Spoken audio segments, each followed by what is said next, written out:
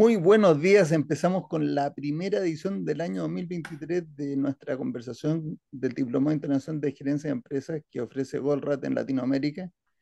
Les recuerdo que en febrero empezaremos en la Universidad del Espíritu Santo, en Guayaquil, una versión online en vivo y que próximamente vamos a poner a disposición de todo el mundo la información para inscribirse, ¿cierto, Francisco? Así es, Matías, solo una corrección por pedido de la universidad la vamos a iniciar en abril. En Por un, abril. sí, por un tema de los cursos que están iniciando este año, lo vamos a iniciar en abril. Está confirmada la fecha, primera semana de abril. Bueno, perfecto. Con todo el año nuevo yo no estaba enterado de eso y te tengo que confesar que es muy buena noticia para mí, porque en febrero se me hacía cuesta arriba, pero está Sí, muy bien. estamos cortos con el tiempo, pero esta semana, sí, el día martes de esta semana, César Espinosa, el director de la Escuela de Negocios de la Universidad de Espíritu Santo, nos confirmó ya la fecha de arranque. Entonces tenemos 3 meses para hacer toda la fase de comercialización, la fase de publicaciones, de convocatorias, etcétera. Bueno, fantástico. Iremos intercalando avisos comerciales de nuestro programa en Guayaquil en estas conversaciones y también liberar información para saber cómo uno se puede inscribir ahí y en qué consiste el programa. Perfecto.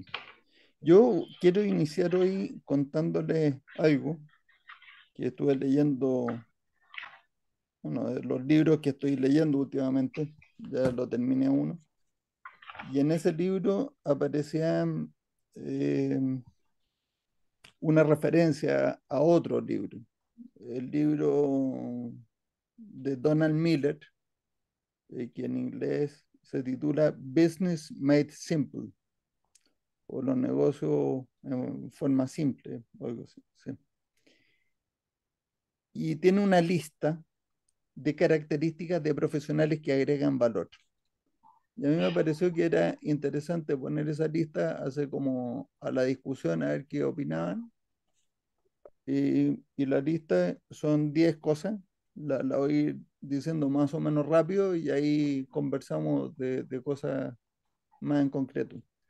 Número uno, es el profesional que crea valor se ve como un producto económico para el mercado.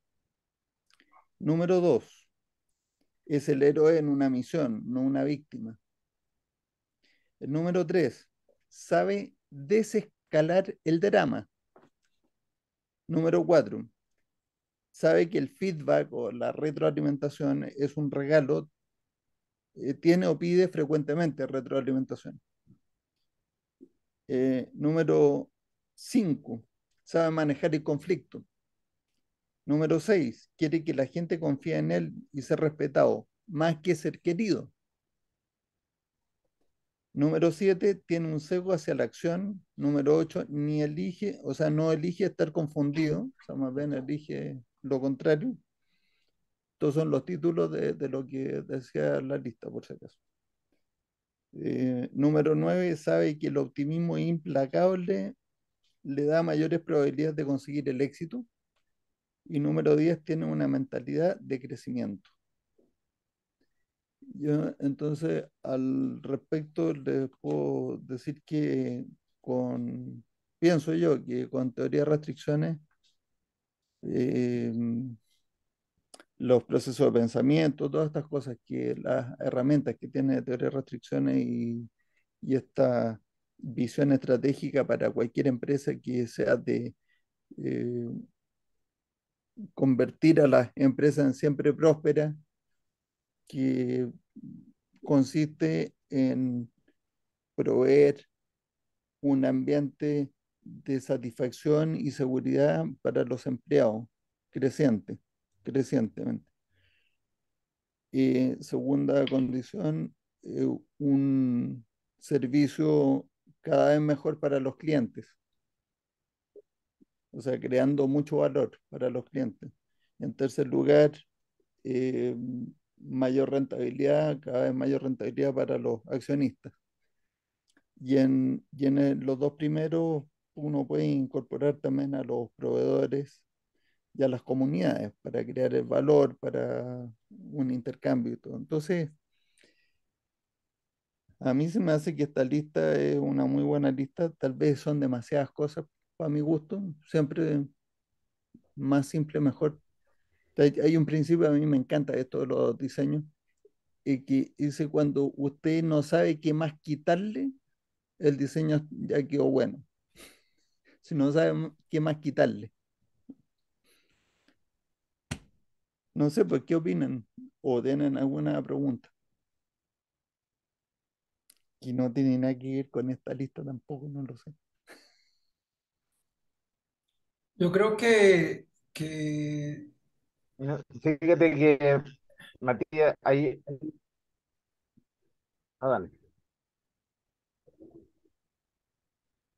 dale, Jorge. ok, yo creo que eso es una lista como decimos, de deseos de Navidad, ¿no?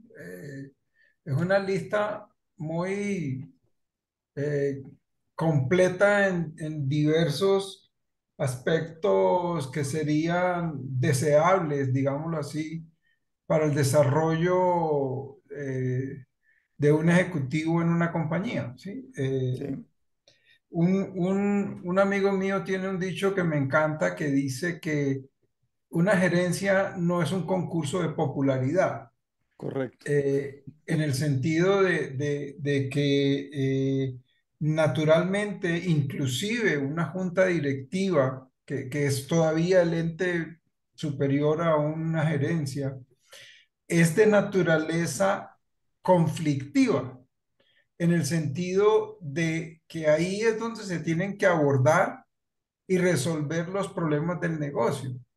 Contrario a muchos juegos políticos y muchos gerentes que he conocido, que les gusta más la política que la gerencia. Claro, Entonces, creo que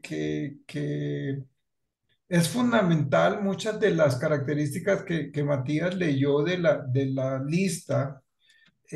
Sin embargo, si pudiéramos entrar en análisis más detallado de algunas, las más destacadas, si quisiéramos, yo diría que eh, algo que me enseñó mi padre y es, dentro de la tormenta hay que mantener la calma. Eso es muy fácil decirlo, muy difícil lograrlo, porque sobre todo si uno está metido y se los digo desde la frontera de haber sido director general de varios negocios, o sea, pero eso es importantísimo. Mientras que los demás están que saltan del barco porque se va a hundir, el capitán tiene que permanecer tranquilo y a bordo, ¿sí? Entonces, un poco para darle inicio a la sesión, si esos comentarios ayudan de alguna forma. y tú, Claudio, ¿qué opinabas? ¿Qué me decías? No, muy interesante lo que dice Jorge. Yo creo que es muy válido y es bien interesante planteárselo a uno cuando uno le toca, ya sea dirigir empresas o dirigir proyectos o, ¿cierto? Llevar a cabo incluso una consultoría donde tú tienes que eh, evaluar cómo está haciendo la gestión de los ejecutivos y ayudarle también con algo de coaching ahí en esa materia, digamos, que es más fácil para uno verlo de fuera, digamos. Eh, pero quiero rescatar lo que dijo Matías, que lo encuentro muy interesante, y el concepto de que cuando ya no sabes qué más sacarle, es como que está listo. Ese concepto del minimalismo, ¿cierto? Funciona. Sí, eh, Incluso de la lista, ¿cierto? Podría decir, a ver, cómo funcionan de los conceptos que hay ahí para poder reducirlo lo más posible, digamos, porque La lista, yo le preguntaría a quién se acuerda de los 10 mandamientos y a pesar de que lo hemos repetido muchas veces, dependiendo de las religiones, digamos, a uno se le olvidan, digamos, 10 cosas se le olvidan a uno fácilmente y al final lo que se acuerda son, no sé, 3 o 4 conceptos. Lo mismo cuando uno dice voy a planificar el año eh, en la compañía y uno tiene 10 proyectos, no es fácil darle seguimiento, digamos. Ahora, si tiene 3 temas que uno tiene que ponerle foco, ahí las cosas cambian, pues es más sencillo, digamos. Yo creo que es un tema humano, eh, y eso, por lo tanto, atraviesa toda la organización. O sea, si toda la organización le das 10 decalos de cosas, eh, no resulta sencillo, digamos. Y así que nada, yo creo que mini- tratar de reducir ese concepto es muy interesante y eso aplica también para los proyectos. Cuando uno tiene un proyecto que está sobre, no sé, tiene muchas cosas, digamos, muchas aristas, uno lo lleva a las cosas básicas que hacen el 80-20, ¿cierto? Y resulta que el proyecto puede salir adelante a lo mejor sin ningún problema, digamos. Ese tema de los proyectos, Claudio, yo creo que es para otra conversación porque lo tenemos súper estudiado y cocinado.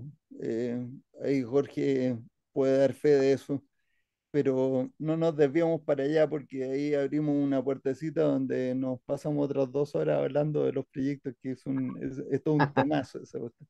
Entonces, em, y yo entonces, bueno, comentando de las cosas que acabas de decir tú, te puedo decir que los 10 mandamientos efectivamente se resumieron en una sola cosa, pero no vamos a entrar ahí en cosas así como de religión, pero sí, pero estoy de acuerdo, estoy de acuerdo. O sea, tú dices, bueno, perfecto, esa única cosa, ahora ¿cómo se come? Perfecto, aquí están estos 10 mandamientos.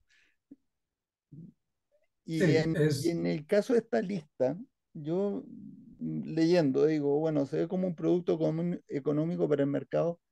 Supongo que se refiere, sí, más que supongo, yo sé que a qué se refiere porque lo vi la explicación. Se refiere a que uno, em, cuando quiere agregar valor, sabe que lo que tiene que hacer es que va a intercambiar las cosas que uno hace por dinero y la única manera de que alguien le pague dinero por algo es que ese algo sea valioso. Entonces, cuando es uno el que está produciendo, uno tiene que verse como el bien económico. Es el héroe en una misión, no una víctima. O sea, ser proactivo, ampliar la influencia de control, saber desescalar el drama, o sea, que no ahogarse. Cuando uno ve que tiene un problema, entonces ahora tiene herramientas como enfrentarlo todo. Bueno, así uno va mirando toda esta lista y yo dije, bueno, pero y hay un resumen mejor todavía, que son 6 cosas que nos dio Stephen Covey en el libro Los 7 hábitos de la gente altamente efectiva. Voy a compartir aquí. em, Yo estoy viendo un libro un poco autorreferente que escribí el año 2004, donde usando los 7 hábitos de la gente altamente efectiva, yo después explico aquí más abajo cómo con teoría de restricciones uno puede poner en práctica estos hábitos. Ser proactivo, comience con el fin en mente, ponga las cosas más importantes primero, piensa en términos de ganar, ganar. Primero busque entender y después ser entendido, busque sinergia. Y por último, afile la sierra de estar mejorando en esas 6 cosas. Esas 6 cosas son en realidad 3 cosas que llama Stephen Covey victorias interiores y después dice que estas otras 3 que son piensa en términos de ganar, ganar, busque, privadas. son eh, 3 cosas que uno tiene que procurar en relación con el resto. O sea, estas tres primeras es en relación con uno mismo. Entonces ahí lo que decía Claudio hace un momento, que en los proyectos sobran muchas cosas, dice, si uno empieza con el fin en mente y pone las cosas más importantes primero, prioriza y tiene una buena metodología para ver cuáles son los requisitos mínimos para que se logre el proyecto, entonces ya empieza con este principio minimalista. Y se van cumpliendo todas las cosas que hice en la listita esta, pero en vez de 10 son dos capítulos, cosas conmigo mismo y cosas con el resto, y cada uno de esos capítulos son tres cosas. Entonces, digo yo, con teoría de restricciones, antes de que me lance a decir que lo que digo en este libro, algún comentario respecto a eso, o cómo andamos, me voy. No, me interrumpen. Esta es una conversación, ustedes me interrumpen, no una charla. Al leer estos hábitos, la mayoría de la gente está de acuerdo en que es muy deseable que todos los practiquen, ¿de acuerdo? Pero de hecho, la propuesta de TOC es que para ser productivo, al enfrentar problemas y situaciones con la ayuda de conflicto y con la rama de causas suficientes, se reconocen las causas que están dentro del ámbito de control de la persona. Y esto es ser proactivo, ampliar el área de influencia respecto al área de preocupación. O sea, uno puede tener un área de preocupación de un radio.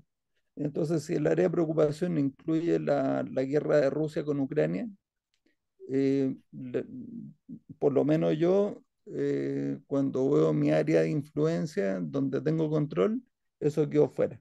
Yo no tengo ninguna, ninguna posibilidad de influir en eso que me puede dar mucha preocupación, incluso puede ser por motivos egoístas, porque puede disparar más la inflación, precio de commodity o lo que sea. Pero aquí dice, con la nube de conflicto y con la rama de causa suficiente, que ya podemos ir practicando para ir ampliando nuestra área de influencia, para ir abarcando más en el área de preocupación.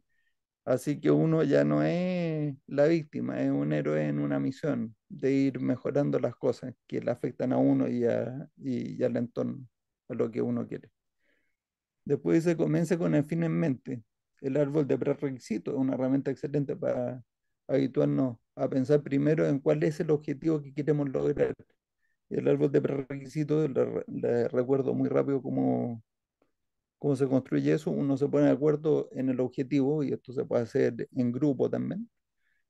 Y después el siguiente paso, que puede ser contraintuitivo, es, ahora díganme todos los presentes cuáles son los obstáculos que tenemos para lograr el objetivo. O sea, en vez de empezar a decir, ¿y ahora cómo logramos el objetivo? No, primero quiero saber cuáles son los obstáculos.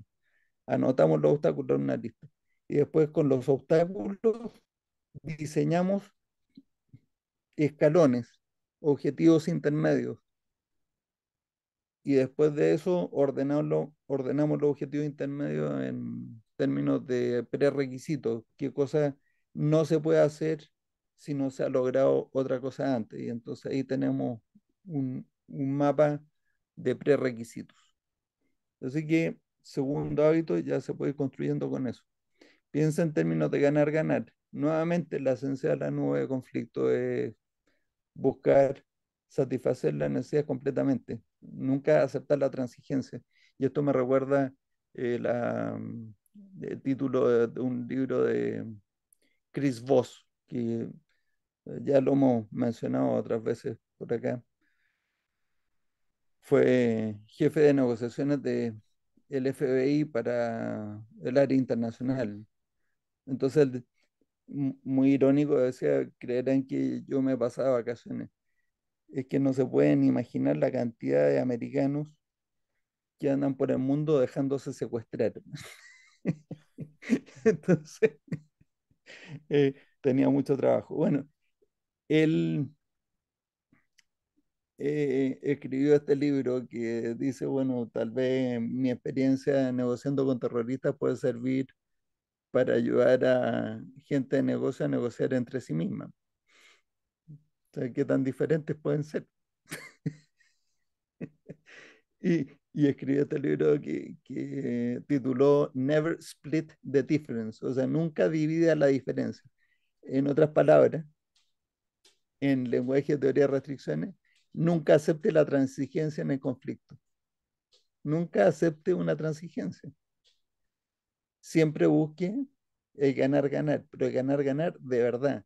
No el usted sea un poco, yo sea un poco, y entonces así logramos un compromiso amigable. Entonces, siempre buscar ganar, ganar. Yo no sé si Stephen Covey, cuando escribió esto, es tan radical como Chris Voss o como Goldratt, pero yo estoy más alineado con eso, que es más exigente.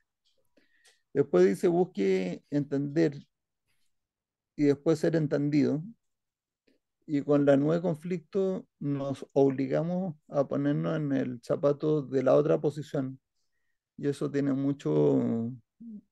mucha convergencia también con el método de negociación de Harvard, donde dice que hay que distinguir lo que son intereses de lo que son posiciones, que lo que importa aquí es satisfacer los intereses, no proteger las posiciones, sino que yo quiero que las cosas se hagan de tal manera, dice, pero porque, no sé, usted quiere que se hagan de esa manera por algún tipo de trastorno obsesivo o quiere lograr satisfacer un interés, lograr un objetivo.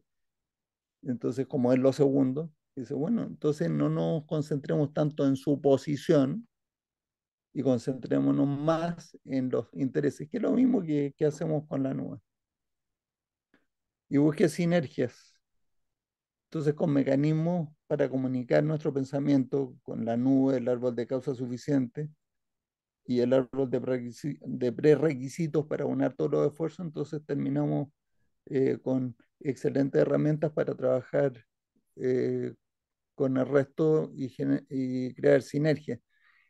Y aquí está, eh, pues, en atómico la semillita, porque después vino el árbol de estrategia y táctica y demás, con que, o sea, el árbol de estrategia y táctica se lo vino a mostrar Eli de nuevo, porque él lo tenía guardado en la Universidad de Maryland como el año 70 y algo, 80.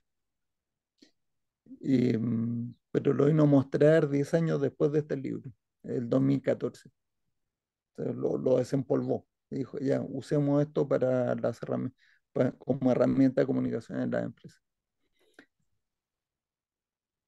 Y por último dice, pues esté mejorando constantemente. Entonces, en teoría de restricciones decimos, esté en mejora continua, identifique la restricción, desea cómo explotar la restricción, subordine todo el sistema a la decisión anterior, eleve la restricción, no se deje atrapar por la inercia, vuelva al paso número uno.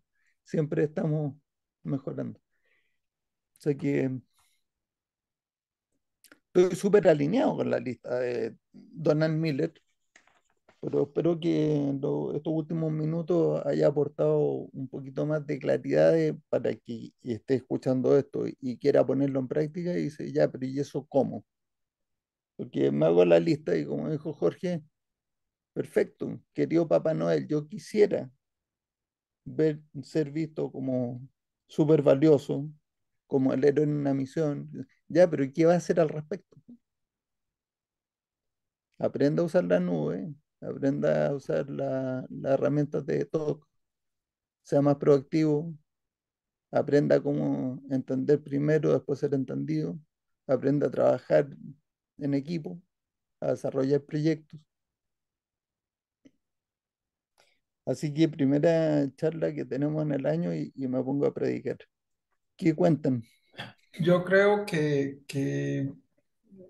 escuchando a Matías se me vino a la mente eh, lo que en mucho y en antaño los puristas de TOC llamaron la Guerra Santa, ¿sí? En el sentido de que los que predicábamos TOC éramos unos fanáticos de la secta que había creado un señor israelita y que no veíamos el mundo sino a través de los ojos de TOC.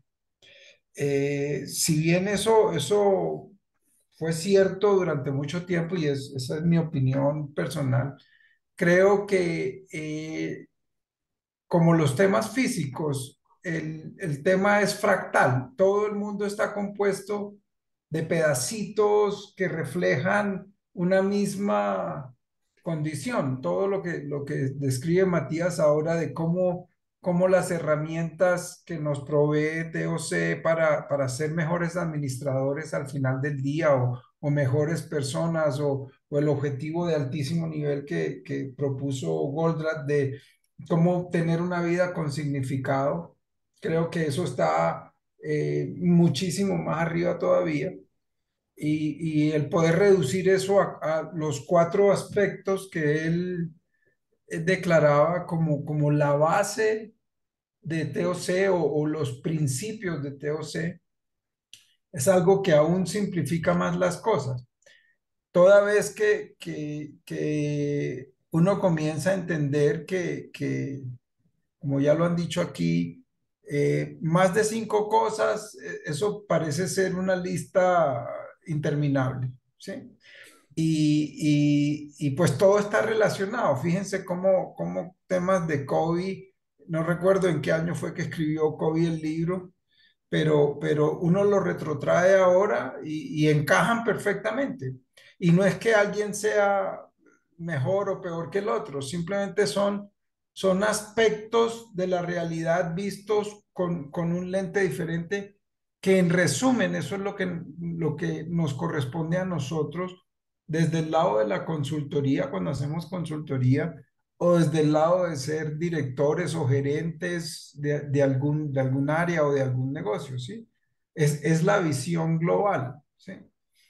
Siempre que uno pierde de vista eso, termina enredado, termina con la maldición de arreglemos esto y arreglemos esto y arreglemos esto. No, espere, dé un paso atrás y busque qué es la causa de todos esos problemas que es uno de los, eh, yo diría, si para ser un buen ejecutivo, alineado con lo que está sugiriendo Matías, el entender y más que entender, practicar lo que se definen como los cuatro obstáculos que Goldratt definió para tener una vida con significado. Creo que eso está perfectamente alineado y obviamente todo lo que hay de ahí para abajo, ¿no? Eso enmarca todas las herramientas de pensamiento, todas las posibilidades de usar las soluciones inventadas, etcétera, etcétera. Pues recordemos cuáles son los cuatro, pues, Jorge. Ok, el primero de ellos es creer que la realidad es compleja. Ese es el obstáculo. Ujú. ¿Sí? Entonces, digamos que él lo pone en términos de unos espirales no, círculos virtuosos, llamémoslo así. Para eso tenemos que lograr entender que existe una realidad o una simplicidad inherente en todo aspecto y que lo que tenemos que entender es que todo puede llevarse a un terreno simple que explica la complejidad del sistema. Eso no es desconocer que el sistema es complejo, no, en ningún sentido, ¿no? Lo que pasa es que al ser complejo queremos explicar cada pedacito por separado. Entonces, digamos que Mientras más complejo es, más trabado está, sí, menos grado de libertad tiene. eso. Por lo tanto, tienes que tener una única, o sea, una causa o un punto de control, un solo elemento que es el que está afectando a todo. Y en eso consiste la simplicidad, en entender tocando qué punto toco todo el sistema. Eso. Y ese punto del sistema, en general, en un principio, cuando comenzábamos a estudiar TOC, yo recuerdo que aún para nosotros que hoy en día somos practicantes o decimos ser practicantes, el entender que en la base de la realidad siempre hay un conflicto que no se ha resuelto y que sigue ahí, que mientras siga ahí el problema va a seguir existiendo. Era un poco difícil de creer realmente, pero detrás de la experiencia que hemos tenido, eso es siempre el caso. Más aún, ¿sí? Que cuando uno no entiende eso, pues va a seguir dando vueltas como el perro mordiéndose la cola.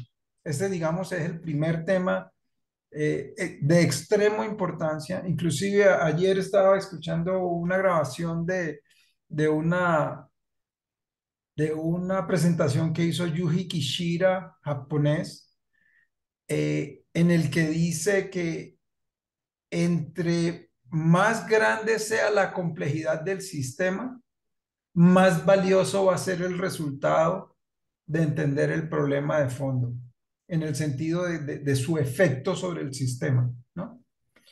Eh, y también los temas correlacionados con eso, como para ir segmentando entre los cuatro, como dice Matías, y no es un tema de dar una charla magistral, es que cuando un sistema se dice que es simple o que tiene una simplicidad inherente, como lo expresa Matías, es cuando hay un punto que gobierna todo el comportamiento del sistema. Si yo toco ese punto, todo el sistema se afecta.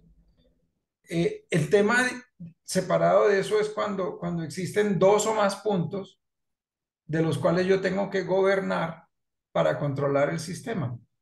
De hecho, eso ya es un sistema que comienza a estar en caos o está en caos, dependiendo del tipo de sistema. Y el último sistema, si se quiere así, es cuando esos puntos de control o esas restricciones, en términos de TOC, interactúan entre ellas. Ese sistema es imposible de administrar. Imposible. Inclusive, Yo puedo contradecir cosas o no?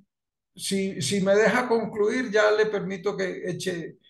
Y el tema al final del día, me parece absolutamente válido comentarlo aquí y además contraintuitivo en ese sistema de restricciones interactivas. La forma de resolverlo, de resolver ese sistema es baje la meta o el tamaño de la meta que quiere lograr hasta el punto en que aparezca una y solo una restricción. Y entonces dedíquese a administrar el sistema en esa restricción y ya después de ahí puede ir creciendo con los 5 pasos de TOC en la medida en la que usted va resolviendo esas restricciones. Pero muchas veces creemos que somos supermanes, ¿sí? O los gerentes creen que son supermanes y pueden administrar ese mundo diabólico de restricciones interactivas, Mm. ¿sí? Entonces, con eso, pues ahora sí, shoot to No, kill. sí, no, lo que cuando te voy a contradecir es que ahí la segunda cosa que dijiste respecto de que hay sistemas donde tienes que manejar cuatro, cinco, seis cosas para manejar el sistema completo, yo digo que eso ocurre en la realidad solamente porque uno no ha entendido el sistema. O sea que si es un sistema, pues si son varios sistemas, entonces son varios sistemas. No, no es uno. Sí, Pero si sí, es un sistema, la hipótesis es que siempre existe un punto de control. sí. Entonces, en esa misma dirección, otra cosa muy importante es, Después, de y esta, cosa, por supuesto. pro- ¿ah? Después te contradigo, te tengo que contradecir otra, que no Ok. son contradicciones, son matices de lo que tú has dicho, si yo estoy de acuerdo contigo. Y entonces, proviniendo de otro tema que propone, creo que muy concisamente Alan Barnard, dice que cuál es la secuencia lógica para identificar la restricción de un sistema y qué carajo es una restricción. Ambas cosas van de la mano, ¿sí? No, pero Entonces, antes de que te lances por ahí, porque déjame que hablemos un poco de las restricciones interactivas que dijiste. Una, Cuando Eli Borrat habló de las restricciones interactivas, finalmente a lo que uno se refiere es que eh, sabiendo que hay variabilidad en la demanda, variabilidad en los procesos, en los tiempos de proceso, variabilidad incluso en la disponibilidad de recursos, hay variabilidad por todos lados. Te puede pasar que si te pilla en el momento en que tienes más de un recurso y menos del otro, entonces en ese momento la restricción, la que dicta el flujo va a ser el segundo, ¿no es cierto?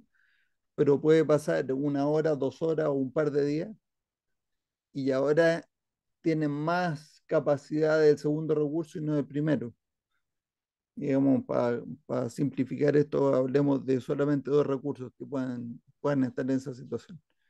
Y entonces, en ese caso, dice, bueno, cuando la restricción puede estar cambiando de lugar por la misma incertidumbre del sistema, entonces, ¿qué tiene las restricciones interactivas?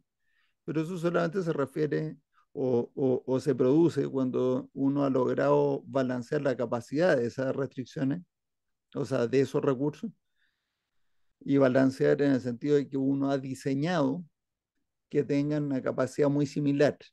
Pero cuando uno diseña la capacidad, está hablando de la capacidad promedio, ya sabemos eso. Y entonces en el ciclo de por debajo, siempre existe el principio básico de que hay una regresión a la media. O sea, que si uno ha estado por debajo de cierta capacidad, no va a pasar mucho tiempo para que esté por encima de esa capacidad, si es que la capacidad promedio es la que ya sabemos.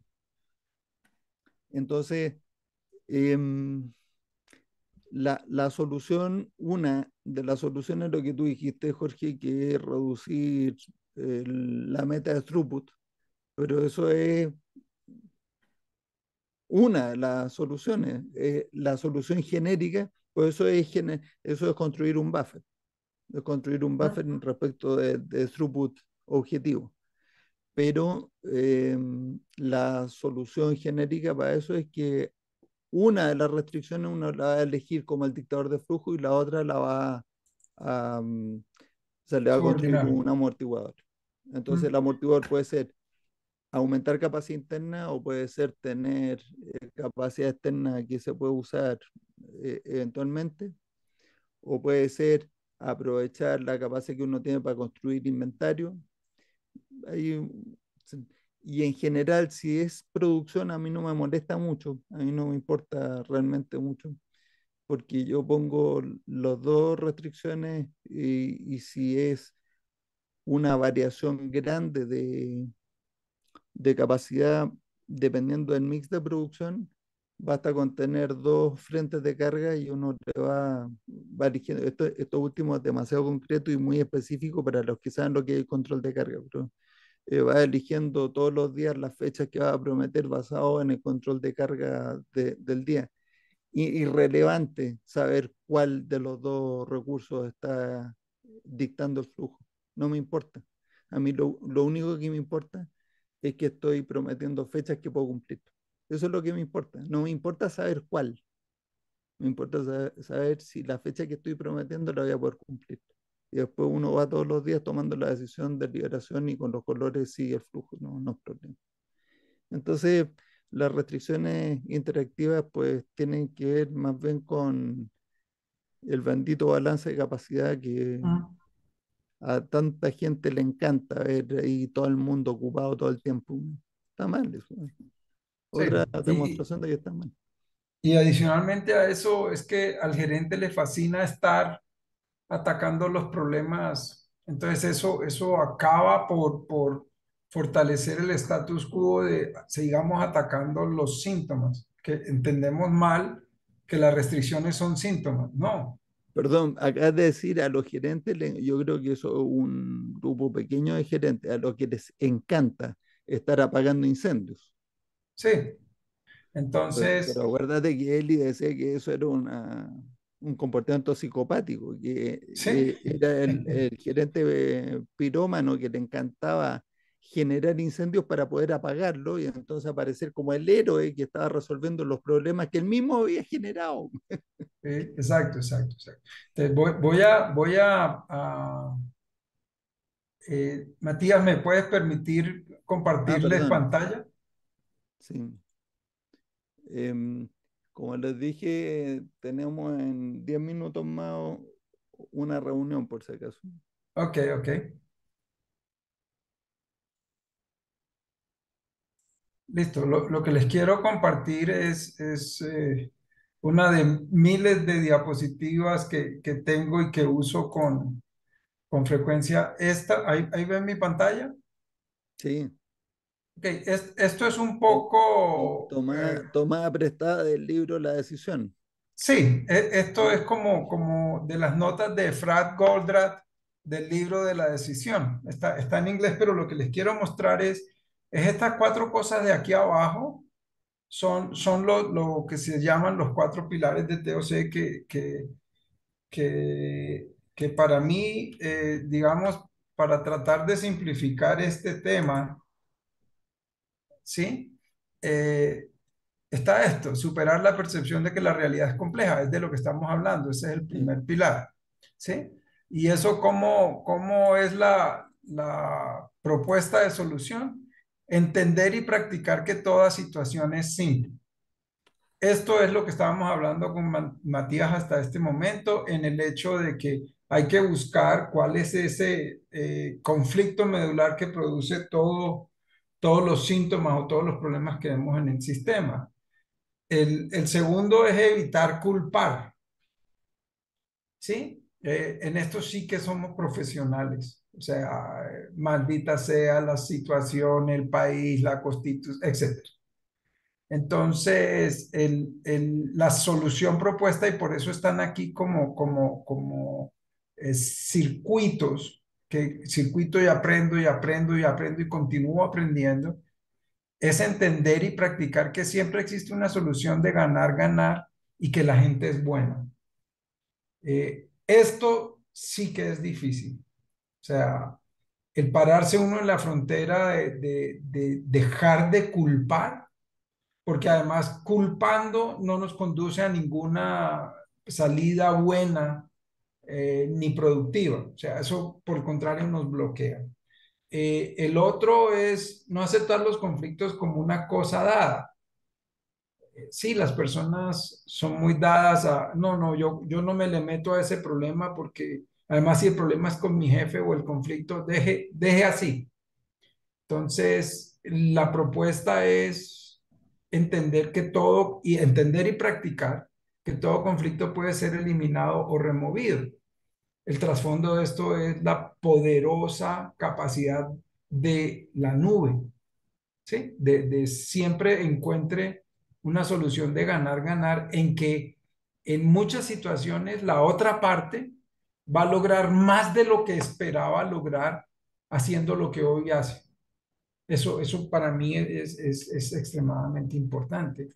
Y el último, aunque hay algunos que agregan otras dos cosas, pues a mí me gusta mantenerlo así en las cuatro, No, no. no pensar que uno sabe. Esta fue de las últimas introducciones en decir, cuando Eli decía esto, never say I know, era como un disparo en el pie, ¿no? O sea, después de tanto estudiar TOC y demás, que uno llegaba ya a decir, bueno, ya sé.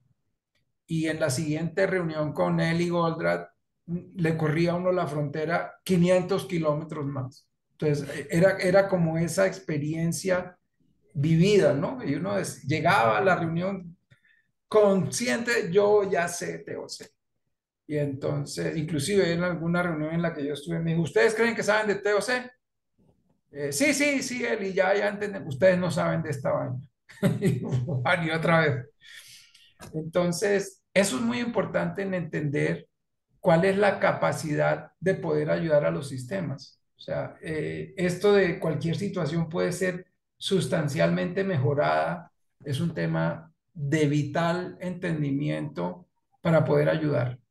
Entonces, eso es, digamos, el gran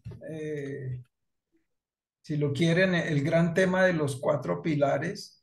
A mí me gusta más verla en estos términos, ¿sí? En los términos de que son cosas no estáticas, sino móviles, ¿no? Están permanentemente, ¿sí? En la foto estática pareciera como que es un ciclo y sale, no. Esto es aprenda y lo que dice Kobe, afile la sierra, ¿sí? O sea, estar siempre mejorando en el uso y en la práctica de esas cuatro cosas que inicialmente pues son planteadas como los cuatro obstáculos que impiden que uno tenga la capacidad de pensar con claridad. Quería aportarles eso en el, en la No, discusión, pues en la charla. Y ahora, yo ¿cómo paro creo esto que aquí? Stop share. Ok. yo creo que nos está faltando nada más que eh, traducir esto en inglés y compartirle el enlace a Donald Miller para que aprenda algo, que tiene 10 listas, o sea, una lista de 10 cosas y se la podemos reducir. Sí, eso. Oye, Entonces, creo que la charla de hoy ha estado un poco filosófica. requiriéndonos, no requiriéndonos, o por lo menos eso es mi sentimiento, de, de, de entender cuál es el fondo de lo que hacemos o de lo que queremos hacer, ¿no? Porque sí, la lista de Navidad contiene 20 cosas y el Papá Noel, que uno a estas alturas ya sabe que no existe, ¿sí? Sino que el ¿Qué? papá es ¿Cómo que no? el papá es el Papá Noel, ¿sí? Entonces, y el papá es el que escoge, dice, este sí, este no, este no, este no, este tampoco. Entonces, un poco esa sensación de por otro lado, se me viene a la mente un tema que recientemente es muy común, o hasta ahora yo lo noto que es común, es el hecho de, TOC tiene tanto ya de conocimiento, la pregunta es, ¿cuáles son las cosas que realmente debemos utilizar? ¿Sí? No es porque descartemos alguna de ellas, sino porque es que depende de la situación eh, hay una determinada herramienta que es la que debemos usar en primera instancia ahí. Y a veces en eso mismo nos contradecimos, ¿no? Nos contradecimos con nosotros mismos o con otra gente. Dices tú. No, con nosotros mismos, ¿no? Con nosotros mismos, porque además, Por ejemplo, recuerdo mucho cuando Eli Goldratt decía algo, recién comenzaron los proyectos de visión viable. Él decía algo que sonaba crudo y grosero y decía, don't pussify the client.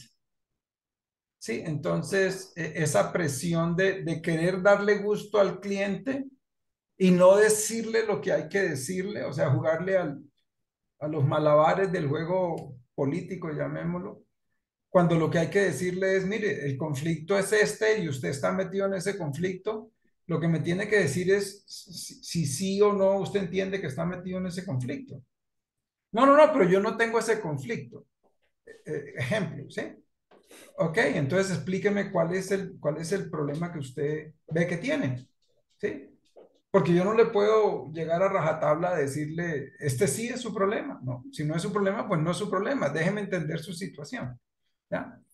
Pero eso llevaba, recuerdo yo, en las primeras implementaciones o las primeras auditorías de visión viable que tuvimos la oportunidad de conocer, era ese efecto común de que la implementación se desviaba o no lograba los resultados que se esperaban. ¿Por qué? Porque por el camino se tergiversaba o se adaptaba a lo que el gerente quería ver.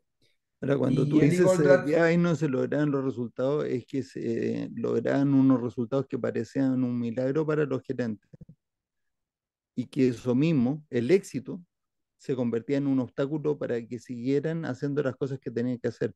O sea, te decían, Entonces, yo estuve ahí algunas veces, entonces te decían, no, pero Matías, si yo sé que ustedes nos están poniendo una meta muy alta para que nos movilicemos, pero yo creo que ya lo logramos. Yo le digo, ¿Mm? yo creo que no, yo creo que estamos al 20% de lo que es posible, si no, soñador. Sí. Y yo le digo, no, nada soñador, usted despierte, yo le voy a mostrar dónde no están haciendo lo que tienen que hacer. Tema para otra ocasión. Se nos acabó el tiempo hoy y lo que acabas de decir tú hace un momento, eh, lo pongo en mis palabras. ¿Qué es lo que realmente estamos haciendo? Estamos haciendo eh, todo lo que está bajo nuestro control, usando nuestra mente para lograr ser mejores personas nosotros y mejorar nuestro entorno, lo cual debería llevar a tener una vida más plena y más feliz. Eso es lo que estamos haciendo. Y con eso y grandes deseos para el año 2023, me despido por hoy y les deseo excelente semana y nos hablamos el próximo jueves. Muchas gracias por la Ok, participación. buen día a Gracias. todos. Abrazo, que estén muy bien. Ok, Saludos a todos. chao, Buen chao. día.